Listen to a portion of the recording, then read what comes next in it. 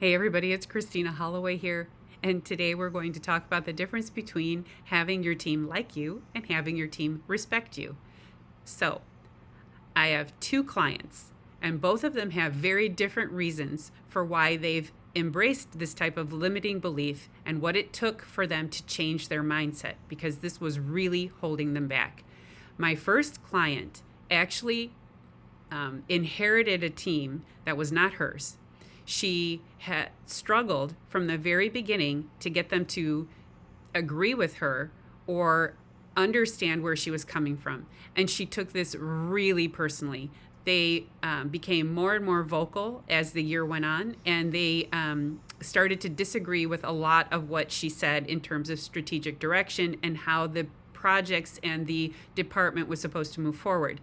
The problem here was that she had authority, and they really weren't in a position to disagree with her too much. So they actually felt like they were overly empowered and that they could ignore her. And she asked me repeatedly, how am I going to regain their trust and their respect? And it turned out to be very difficult because she didn't understand why they didn't like her. And she didn't understand the difference between focusing so much on them liking her and making sure that she had productivity and that they were reaching their milestones. My next client actually understood that he had an propensity to negotiate with his team. He leads a sales team. They tend to push back quite a bit. Now, they don't disagree with him. So they agree with the type of work that they're all doing. And again, he also has a new team. This is a group of people that he's never led before. And he doesn't really want to come in and disrupt the systems that they already have in place. But when he asks a number of questions, they tend to get defensive. And he'll tell me, I really don't want them to not like me. I want them to really like that I'm here and that I'm leading them forward. Now, the difference is that we want to spend less of our time getting them to like us to a certain extent, and we want to spend more of our time getting them to understand our leadership style and to respect that leadership style. If you're responsible for other people, you first need to shore up your confidence and understand you were put there for a reason. It's not an accident that you're leading people. Somebody somewhere saw you doing it before, believed in you, and put you in this position and gave you a group of people to lead. In which case, we don't want to confuse having them like you with having them respect you. There's a difference. Now, when we get into the how do we reach milestones, how do we get productivity, how do we move forward strategically once we all have agreement, we're now in a different space. In this space, we want to avoid loose boundaries.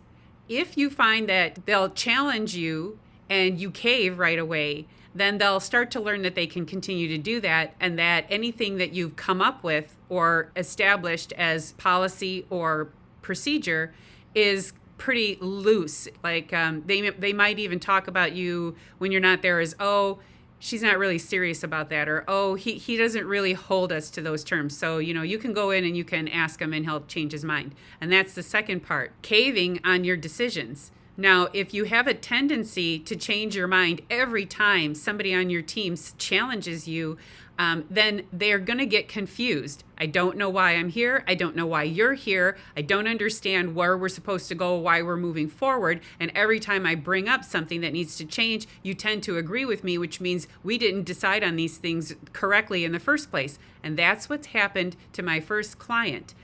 Every single time she came up with a procedure or a policy or a strategic direction, they challenged her. And then she ended up having debate and felt like she constantly needed to justify why she came up with these decisions, to the point where then the conversations became contentious. They were arguing with her all the time. And she kept asking me, how am I going to get them to like me more? And I was like, well, they're really not going to, because they're used to arguing with you. There were no boundaries around at what point you stopped tolerating it. If you've developed a framework and you've developed a path forward, specifically a strategic path forward, your team needs to know and understand that no matter what, that's where you're going. And that even if there are exceptions to the rule or they want to talk and they want to challenge you, that's still the direction you're headed for the foreseeable future. And it's very important that you at least have communicated that you're not the only one who came up with this, that this is coming from above, and that the leadership team has decided that's where we're headed. That's how we're doing it. That's what we're trying to do here. If you create loose boundaries around what you're willing to accept, how much you're willing to allow them to challenge you, how much you're willing to have these open discussions every single time you have a staff meeting, then nothing's going to get done. Everybody's just going to constantly try to revise the boundaries by which they can operate. So, okay, those are the areas where you might find that focusing on having them like you, because you're caving in a lot to having these open discussions or entertaining their point of view until it becomes too much, could allow them to not really like you too much and to kind of be confused as to where we're going, what are we doing? And that happened for my first client. Her team was always confused. For my second client, he actually leads a team of salespeople who just are used to challenging. They're used to asking questions, digging deeper, pushing you into a space where you kind of have to have open discussion. So in this case, we're going to talk about 3 ways you can set stronger boundaries and ensure that they're going to be able to respect you more likely than just focusing on having them like you. Okay, so number 1, make sure you're speaking the same language. Now, in this example, both of my clients struggled with understanding strategic direction. They had an idea of where they wanted to go, but they never really set a standard at the beginning. Now, so we're in January, so at the beginning of the year is a great time to have a reset. Have a meeting with each of your people individually, have a meeting with everyone collectively, and set the agenda. Explain. We're going to have a revisit of our strategic direction. I'm putting this out here and outlining it. Send an email in advance. Here's the agenda. Here's the outline we're going to discuss. If you have any questions or you want to give feedback, now is the time. We're going to have an open discussion about it, and after that, it's done. It's established. So what does this do? It allows you to give them the opportunity to contribute in a meaningful way so they feel like they're being heard. And it allows you to have it contained. So you'll be running this meeting and you'll have it so that discussion only happens in one space, not repeatedly throughout the year. And then you'll have it documented. So if anybody wants to challenge it, you can pull out the framework that you've all agreed upon and say, look, we had that discussion. And I know things change, but they have to be really worth it. Something that comes from above or a big circumstance changes that requires you to make an amendment. But for the most part, once you picked the overarching theme of where we're going, that's pretty much where we're headed, unless something huge changes. So that's number 1. Number 2, making sure that expectations are clear.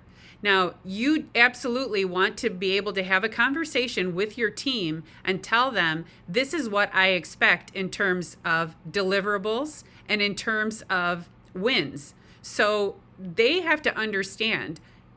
We don't want them to be confused. So they absolutely have to understand when they're working that they're following through on specific frameworks and protocols that also have been established so that they know how to navigate troubled waters or questionable one-off situations. They should be able to troubleshoot that themselves. And if they're coming to you too often with, I don't understand, or this person seems to be an exception to the rule, and you constantly feel like, well, I want them to like me, so I'm going to give them whatever they're looking for, eventually they don't understand what the priority is for the department or for their work.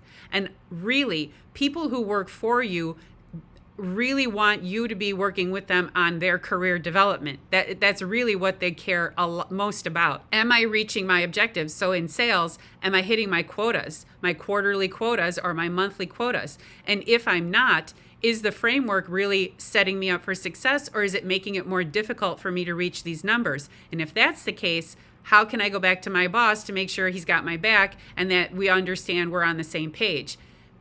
In this space, you want to spend less time trying to get them to just like you and creating the frameworks where they can be successful. That's where they're going to establish respect for you because you've laid it out for them. And number 3, creating a communication toolkit that helps you through this change in mindset. Now, you could be a person who every time they ask you, this is an exception to the rule, you say, okay, I get it. Okay. Or, all right, I'll just make an exception, or I'll pick up the extra work, or I'll do all of this. You're volunteering to help them, and you're spending more of your time picking up their loose pieces versus making sure that they can navigate the space on their own. There's 2 statements that you can make when you're facing a situation and you feel like you're going to cave. So in the first one, if you're asking a lot of questions or you're trying to get them to justify what they're trying to do, so say they have an exception to the rule and they keep coming to you saying, well, I think this should be an exception to the rule. You start asking questions. Why do you feel this is an exception to the rule? Where are you following the procedure where it starts to go off the rails? And potentially if they get defensive or they start to get bristly, you explain to them. So your toolkit is to say, well, I'm asking for this reason. 1, we've already established our procedure. 2, we have a strategic direction. This appears to be following through in the strategic direction. And 3, we had this conversation last week. I don't understand why we're revisiting this again. Can you give me more context? When you interrupt the conversation from them having to defend themselves, they're going to get into a defensive posture. So you want to avoid the I'm getting defensive part. Take a step back, take a deep breath, and then explain, here's why I'm asking. And this allows them to come back to you instead of justifying by just explaining. It resets the tone of the conversation. The second toolkit is if they start pushing you and you know that you're going to cave, give your soft boundaries, and you really want to avoid that, then your second statement is to say, okay, I'll take it under consideration. I cannot make a decision right now. Please send me all the detailed information, in an email or in a chat, and I'll consider it and I'll get back to you. What does this do? It deflects and defers. If you feel that as a person who spends too much time trying to get people to like you at work, you might want to use this tactic as a way to defer a conversation so that you can regain your focus, not cave, and then write a thoughtful response.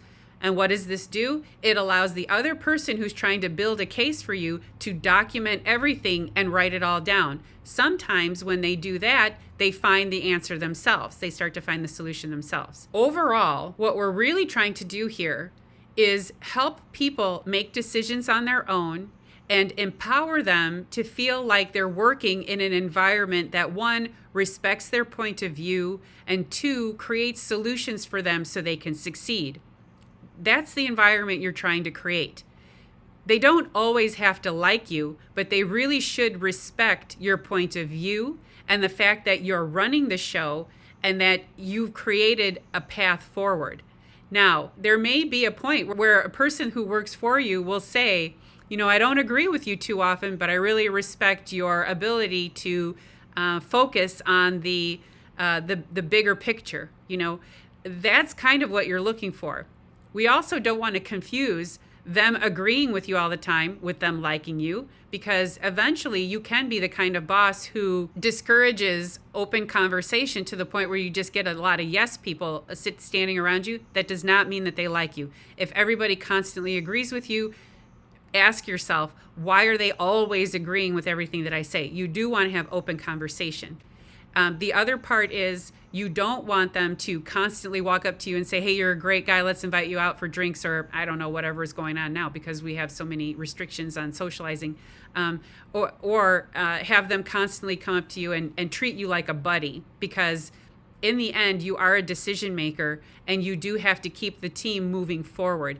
If they're too casual with you and too friendly with you and too much of a you're my kind of guy, then you've lost the ability to drive the department forward.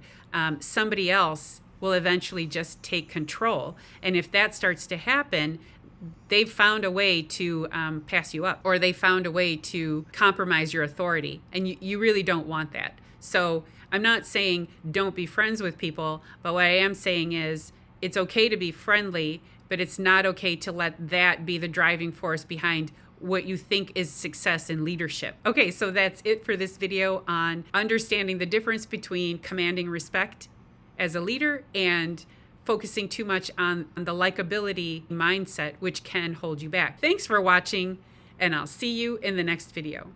Bye.